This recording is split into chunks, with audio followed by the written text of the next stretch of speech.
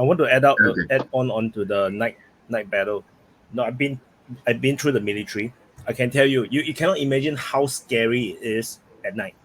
You can't see shit. You know, when I say you can't see anything, I literally means that it's like as if you're closing your eyes. Nothing. You see nothing.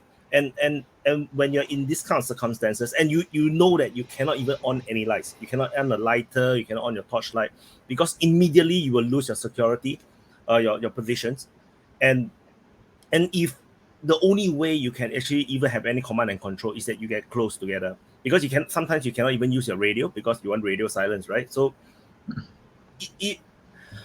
I can tell you how ridiculous it is. We are just doing basic trench digging. You know, we have trench positions, just basic infantry stuff. I don't even know what the hell is happening right in the next party. You know, we have two persons in one position. I don't even know what is the other 2% is doing, because we can't even communicate because they are so far away, and they're actually not that far away, just maybe 5 meters away, but you can't see them. You can't shout at them. The only way is that you by shouting. But then you still in a military operation, it's ridiculous how difficult it is to work at night. So if you're talking about a frontline attack, like what Maddie said, oh my god, it's crazy. Maddie.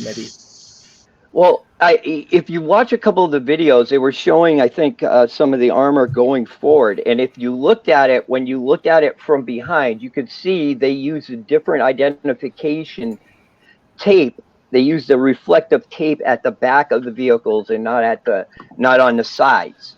And maybe on the back, like lower rear, where maybe that you may want to do that just so that you know, if you're looked at from the side, they would at least know who you're from. But it was taped in the back because that is trying to make the visibility of the other tank ahead of you easier to see, basically, at night. There's no light streaming out there. You're driving down a dark road, and I got to tell you, sometimes it looks like you're just driving in brown at night in a tank if you don't have night goggles. And the manual, when they refer to the manual, the manual assumes the best conditions, optimal conditions to do this shit. The reflection of the battlefield with the terrain, the obstacles, the type of fire you're receiving can change things in a moment, to where it's being strung out for 4 miles because you want to maintain 100 meters distance because the manual said so. Just doesn't make sense, because you're going to die. That these tanks and this equipment works better at night because they have better optics. Oh, that shit.